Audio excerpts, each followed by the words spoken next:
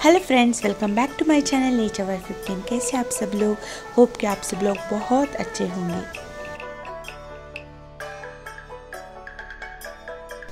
Intro देख के तो आप लोगों को कुछ तो अंदाज़ा हो गया होगा कि मैं आज आप लोगों के साथ किस बारे में बात करना चाहती हूँ।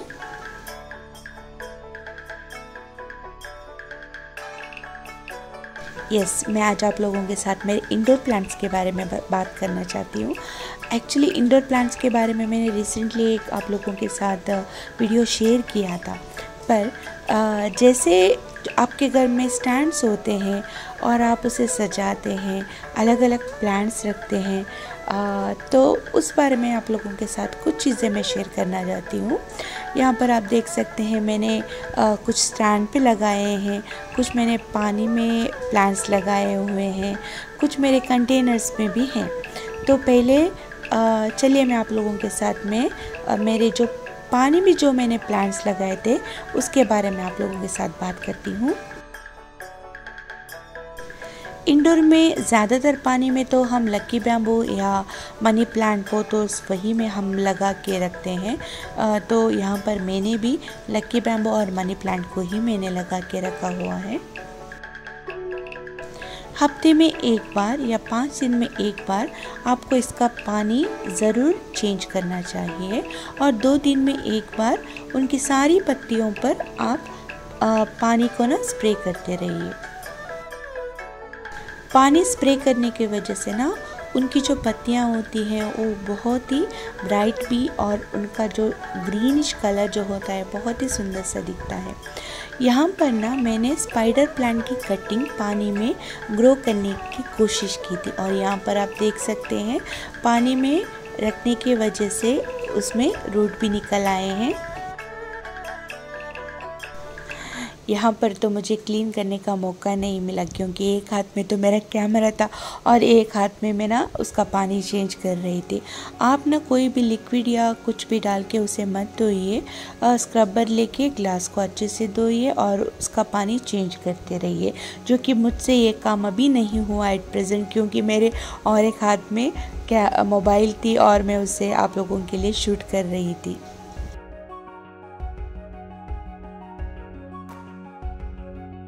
सारे जो प्लांट्स जो कि इंडोर में आप रखते हैं उसे ना थोड़ी सी ब्राइट लाइट देने की बहुत ही ज़रूरत होती है, पर ये जो मेरा स्पाइडर प्लांट था ना ये कुछ उस एरिया में रह गया जहाँ पर बिल्कुल ही ब्राइट लाइट नहीं थी। इसकी वजह से उसकी ना थोड़ी पत्तियाँ थोड़ी ख़राब हो गई थी।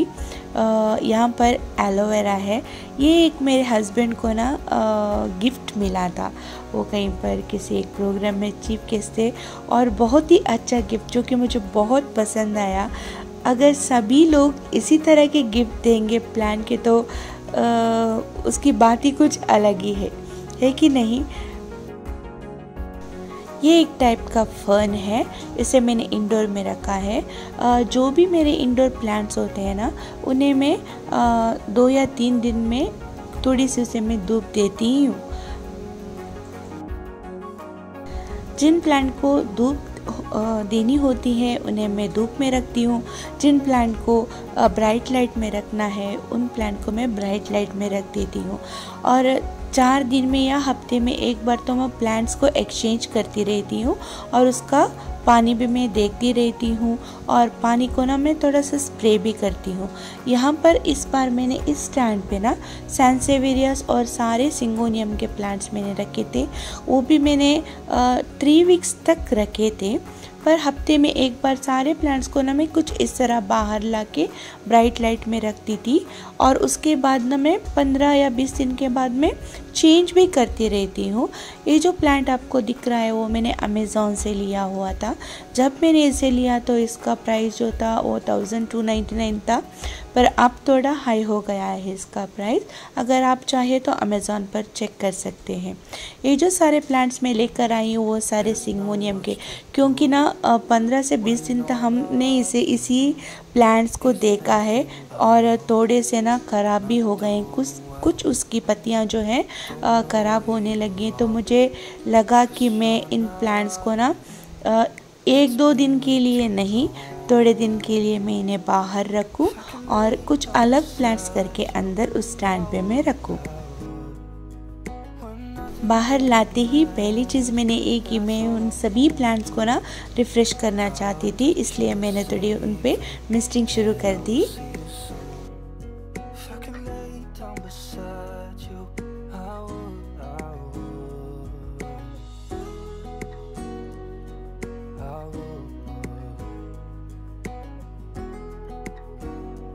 सोचा भी है कि एक दो बारिश में उन्हें भीगने के लिए भी छोड़ दूँ। अभी तो बारिश नहीं आ रही थी, जब बारिश आएगी ज़ोर से तब मैंने सोचा है उन सारे जो प्लांट्स को ना सिंगोनियम के बाहर में रख दूँ। यहाँ पर आप देख सकते हैं ये जो सारे सिंगोनियम के थे ना, ये मेरे पहले वाले थे और जो कि मैंने पिछली बार उन्हें इंडोर पे लगाया था। ये जो सारा मेरा स्टैंड है ना वो सारे सिंगोनियम का है। कुछ क्रिप्टांथस के भी प्लांट्स वहाँ पर हैं।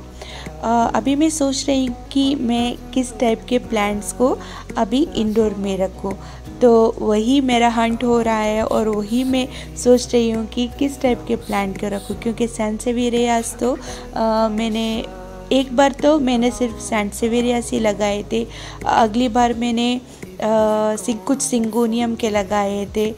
ये जो सिंगोनियम अभी मैंने रखा है वो मैंने पिछली बार रखा था। तो ना एक मन में आता है कि कौन सा प्लांट रखूं, और जो आपके कंटेनर्स जो कि बाहरी कंटेनर्स है वाइट कलर के, उसमें भी तो वो कुछ प्लांट फिट भी होने चाहिए और अच्छे भी लगने चाहिए ना। इसीलिए ना मैं चेंज करके ना देख रही थी और अंदर रख के देख रही थी कौन सा प्लांट कहाँ पर सूट हो रहा है।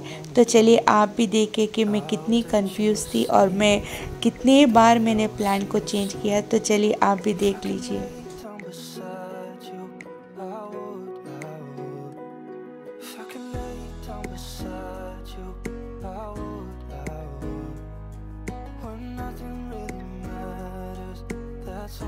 यहाँ पर तो मैं गार्डन में ढूंढने निकली थी, क्योंकि मेरे सारे जो एग्लोनेमा के प्लांट है ना वो मैंने कुछ अलग ही जगह पर रखे थे। यहाँ पर आप देख सकते हैं वाटर हाइसिंथस कितने अच्छे से ब्लूम कर रहा है।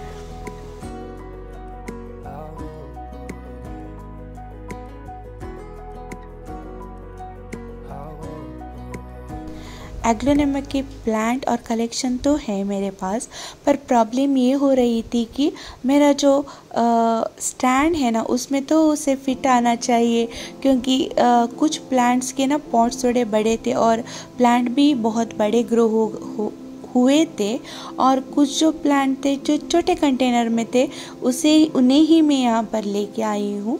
क्योंकि जो मेरे वाइट वाले कंटेनर है ना, जो मैंने आउटसाइड में मैंने उसके अंदर जो मुझे छोटे कंटेनर रखने थे वो भी तो वहाँ पर फिट होते हैं कि नहीं ये भी तो देखना था।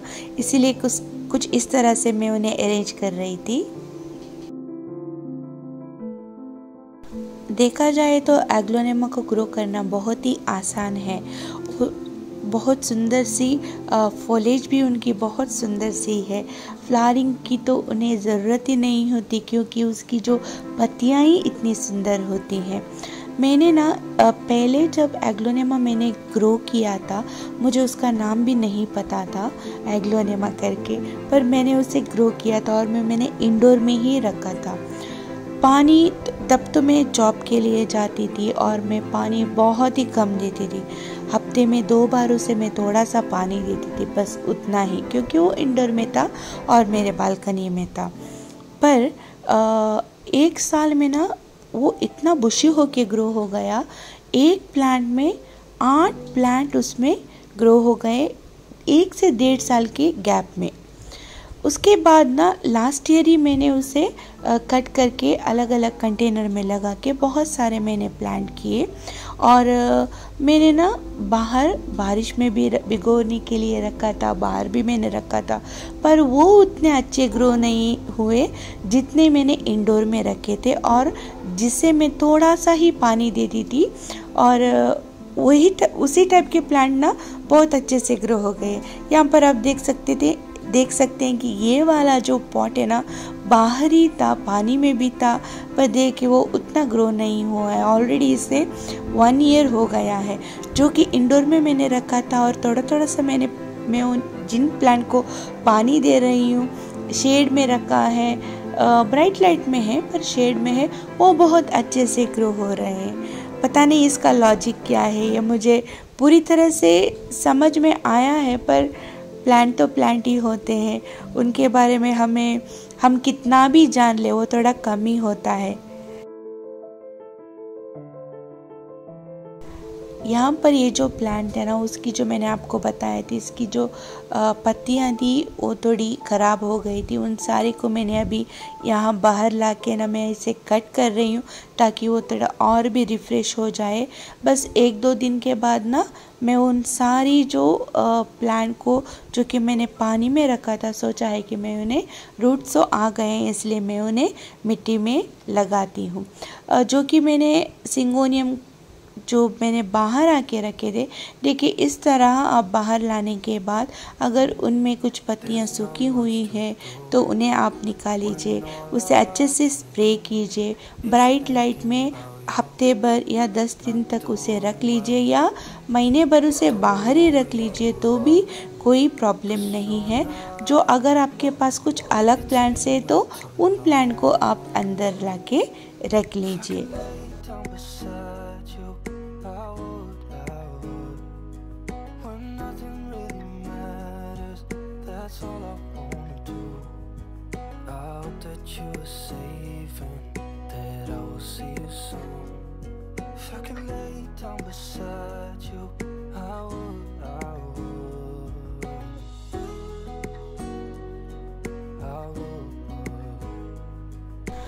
प्लांट को इंडोर रखने के बाद पहली चीज़ जो आपको ध्यान में रखनी है उसका पानी, क्योंकि हम तो सोचते हैं कि वो कभी कभार ना नेग्लेक्ट ही हो जाते हैं सचमुच में, क्योंकि हम उसका पानी रेगुलर नहीं चेक करते हैं। हम सोचते हैं वो घर के अंदर हैं और वो अच्छे से ग्रो कर रहे हैं हमारे साथ, कुछ ऐसे हमें फीलिंग होती है, क्योंकि बाहर जो ऊपर वाला हिस्सा हम देखते तो बहुत सुंदर सा लगता है। देखिए यहाँ पर कुछ कुछ पत्तियाँ जो थी, ये छोटा वाला कंटेनर था और जो जिस मैंने वाइट कलर के बिग पॉट में रखा था शायद वो थोड़ा ज़्यादा बड़ा हो गया और मुझे ये सब चीज़ें पता ही नहीं चली। जब जाके मैंने देखी अभी 1 हफ्ते के अंदर ये सब कुछ हुआ है। और आपको दूसरी जो चीज़ देखनी है कि पानी उसका देखते रहना चाहिए, ज़्यादा पानी भी ना हो और कम पानी भी ना हो। और एक चीज़ जो है उसमें ना मिस्टिंग करते रहिए, उसे ना स्प्रे करते रहिए ताकि वो रिफ़्रेश हो जाए, सारी जो पत्तियां हैं उसकी रिफ़्रेश हो जाएं। और उसके बाद ब्राइट लाइट में ज़्यादातर उन्हें रखिए। घर के अंदर जब आप रखते हैं तब कोई प्रॉब्लम नहीं है, पर जब भी आपको वक्त मिले तो कुछ टाइम के लिए उसे बाहर रखिए। यहाँ पर आप देख सकते हैं फर्श कितना गंदा हो चुका है, क्योंकि जो सारे इंडोर प्लांट थे वो मैंने बाहर लेके आए हैं और बाहर के जो सारे वो मैं अंदर लेके गई हूँ। और यहाँ पर आप देख सकते हैं जो कि इंडोर में थे वो सारे मैंने अभी ऊपर रखे हुए हैं, कुछ मैंने नीचे रखे हुए हैं। सारे सिंगोनियम को ना मैंने एक ही जगह पर रखा। ये एंथुरियम भी मैं लेके आई थी पर वहाँ पर ना वो फिट नहीं हुआ, सूट भी नहीं हुआ। और इस एंथुरियम में आप देख सकते हैं कितनी फ्लावरिंग हो गई है, मोर देन 6 to 7 फ्लावरिंग हो रही है। और यहाँ पर सैनसेवेरिया की जो प्लांट मैंने इंडोर में रखे थे ना, वो मैंने कुछ इस तरह बाहर आके रखे हुए हैं। अब यहाँ पर आपको मेरे फाइनल लुक जो कि मेरे स्टैंड का आपको यहाँ पर दिखेगा। अगर आपको ये सचमुच अच्छा लगा तो प्लीज़ लाइक शेयर सब्सक्राइब करना, कमेंट करना मत भूलना। अगर आपको कुछ भी मुझसे पूछना है तो प्लीज़ आप लोग मुझसे पूछ लीजिए। फर्टिलाइज़र के बारे में मैंने आपको नहीं बताया है, क्योंकि जब पॉटिंग करते वक्त ही ना मैं अच्छे से फर्टिलाइज़र देती हूँ। और बारिश के पहले ना मैं लिक्विड फर्टिलाइज़र जो कि पीनट की केक और नीम की कलियाँ की केक भी मैं केक की जो लिक्विड फर्टिलाइज़र है वो मैं इसे देती रहती हूँ। और जो कि वर्मी कंपोस्ट है वो मैं 3 महीने में एक बार थोड़ा थोड़ा करके मैं इन्हें देती हूँ। होप कि आपको ये मेरा वीडियो अच्छा लगा होगा। आप लोगों ने भी मेरे साथ ही इन प्लांट को अंदर रखा है, कुछ प्लांट्स को बाहर रखा है। होप आपको ये मेरा वीडियो अच्छा लगा है तो प्लीज़ लाइक शेयर सब्सक्राइब करना।